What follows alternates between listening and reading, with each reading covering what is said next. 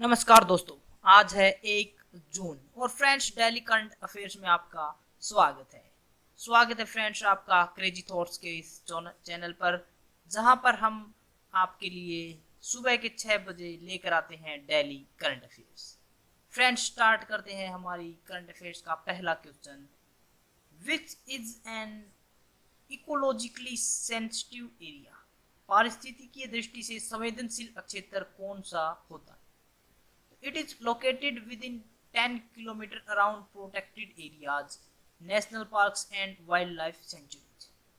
यह सुरक्षित क्षेत्रों जैसे कि राष्ट्रीय उद्यानों और वन्य जीव अभयारण्यों के आसपास 10 किलोमीटर के भीतर स्थित क्षेत्र होता है, जो इकोलॉजिकली सेंसिटिव एरिया कहा जाता है।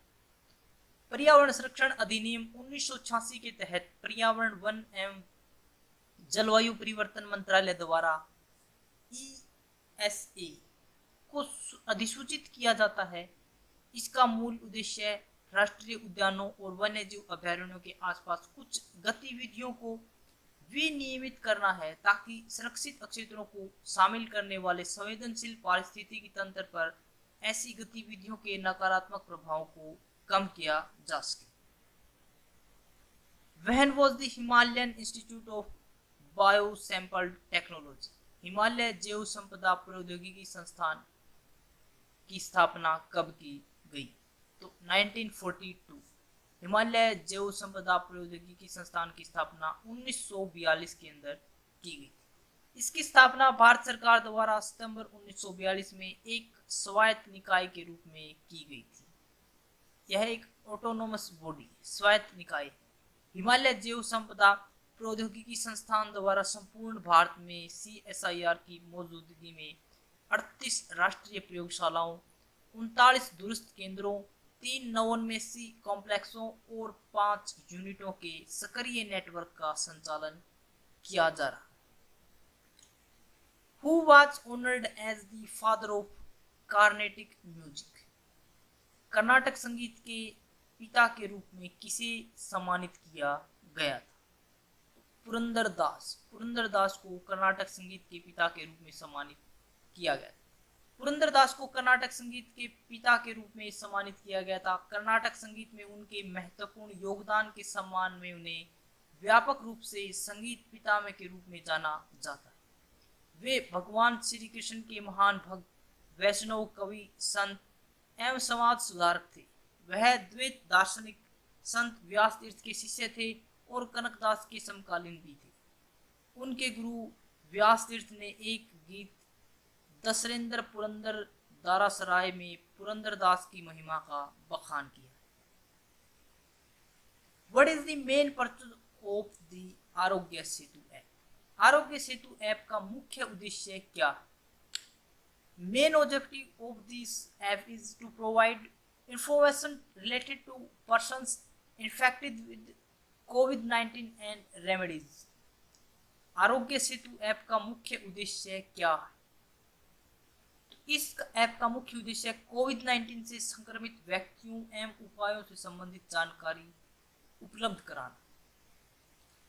ओपन सोर्स का अर्थ होता है, ओपन सोर्स सॉफ्टवेयर एक ऐसा सॉफ्टवेयर होता है जिसमें डेवलपर्स द्वारा जिसने सॉफ्टवेयर का निर्माण किया है, सॉफ्टवेयर के सोर्स कोड, वह कोड जिससे प्रोग्राम बनता है, वो एक लाइसेंस के साथ सभी के लिए सार्वजनिक तौर पर उपलब्ध कराया जाता है, जिसमें अन्य सॉफ्टवेयर डेवलपर्स तथा ऐप उपयोगकर्ता आवश्यक सुधार कर सकते हैं। In which sea is the dispute between Somalia and Kenya about delimitations? Somalia और केन्या के बीच किस समुद्र में परिसीमन को लेकर विवाद है? तो इंडियन ओशियन, हिंद महासागर को लेकर विवाद है सोमालिया और केन्या के बीच। सोमालिया और केन्या के बीच हिंद महासागर में समुद्री सीमा के परिसीमन को लेकर विवाद है, और इसका मूल जो कारण है, दोनों देशों द्वारा महाद्वीपीय शेल्फ के आधार पर सामुद्रिक सीमा का निर्धारण है। दोनों देशों के मध्य लगभग 1,00,000 वर्ग किलोमीटर क्षेत्र को लेकर विवाद है। इस क्षेत्र में तेल और गैस के विशाल भंडार मौजूद है। फ्रेंड्स, अगर आपको करंट अफेयर्स के लिए प्रिपरेशन करनी है, जो लोग स्पेशल करंट अफेयर्स के लिए ही प्रिपरेशन करना चाहते हैं किसी भी एग्जाम के लिए, तो उनके लिए यह वीडियो बहुत बेनिफिट साबित कर सकती है। What is protective immunity? सुरक्षात्मक प्रतिरक्षा क्या है? It is a condition to develop protection against infectious disease which is achieved by immunization generated by vaccines, previous infection or other factors. सुरक्षात्मक प्रतिरक्षा यह संक्रामक रोग के खिलाफ सुरक्षा विकसित करने की स्थिति जो टीकाकरण, पूर्व में हुए संक्रमण या अन्य कारकों द्वारा उत्पन्न प्रतिरक्षा प्रतिक्रिया द्वारा प्राप्त होती है। गंभीर बीमारियों वाले रोगियों में एंटीबॉडी टीटर आमतौर पर अधिक होते हैं, लेकिन अध्ययन में पाया गया कि अधिक गंभीर बीमारी जैसे पुरुष में शरीर का अत्यधिक वजन और उच्च रक्तचाप से जुड़े कारकों वाले व्यक्तियों में अन्य की तुलना में एंटीबॉडी को निष्क्रिय करने के लिए उच्च टीटर मात्रा होने की संभावना अधिक है। What is an antibody Teeter? Antibody Teeter क्या है? Antibody titer is a measurement या test that displays the amount of antibody present in the blood of an organism.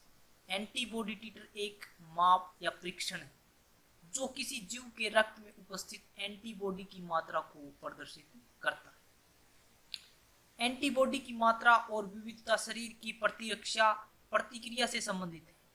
Elisa antibody Teeter के निर्धारण का एक सामान्य साधन है। What is the positive side of वनाग्नि? वनाग्नि का सकारात्मक पक्ष क्या है? जो जंगलों में आग लग जाती है तो नेगेटिव तो उसके बहुत है, लेकिन उसका एक सकारात्मक भी पक्ष है। Many species found in the वनाग्नि forest helped in regenerating dormant seeds. वना अग्नि जंगलों में पाई जाने वाली कई प्रजातियों निष्क्रिय बीजों को पुनर्जीवित करने में मदद करती है।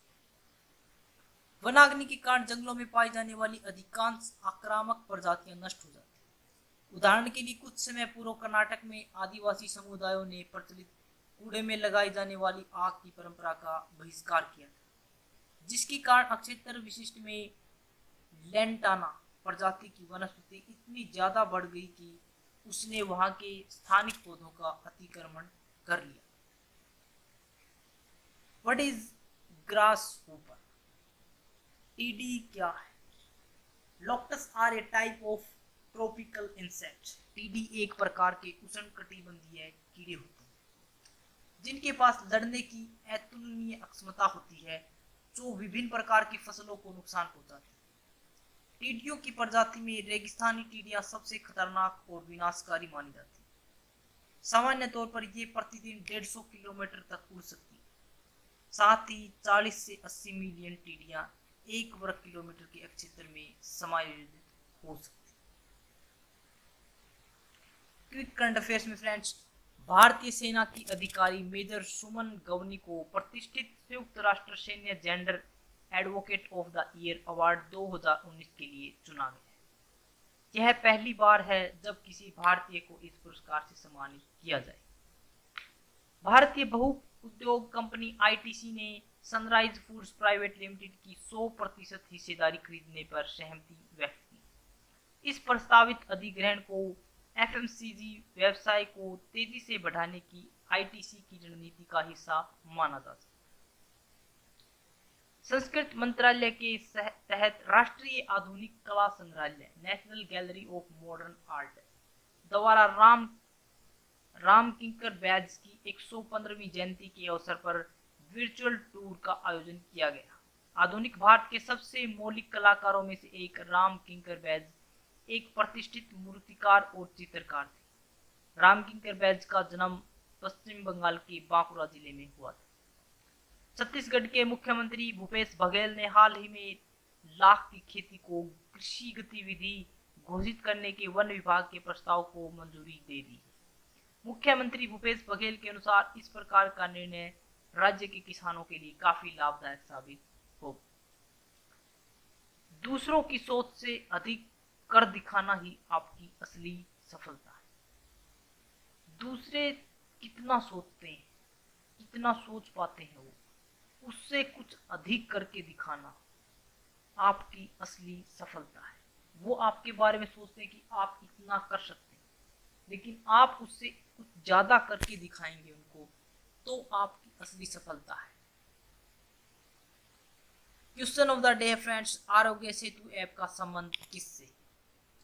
आरोग्य सेतु ऐप किसका मतलब किसके साथ संबंध है उसका, क्यों बनाया गया है आरोग्य सेतु ऐप? तो फ्रेंड्स ऑप्शन ए है सड़कों से, ऑप्शन बी नदियों से, ऑप्शन सी कोविड-19 से, ऑप्शन डी बांध बनाने से। तो किससे संबंध है आरोग्य सेतु ऐप का? फ्रेंड्स अगर आपको हमारी वीडियो अच्छी लगी तो इसे लाइक करें, शेयर करें, कमेंट करें और हमारे चैनल को सब्सक्राइब करें, ताकि कोई भी वीडियो हम अपलोड करें तो आपको उसका नोटिफिकेशन उसी टाइम मिल जाए। फ्रेंड्स अगर आपको इसकी पीडीएफ चाहिए तो आप हमारे टेलीग्राम ग्रुप को भी ज्वाइन कर सकते हैं, जिसका लिंक हमने डिस्क्रिप्शन बॉक्स में दिया हुआ। फ्रेंड्स आज के लिए इतना ही। Thanks for watching.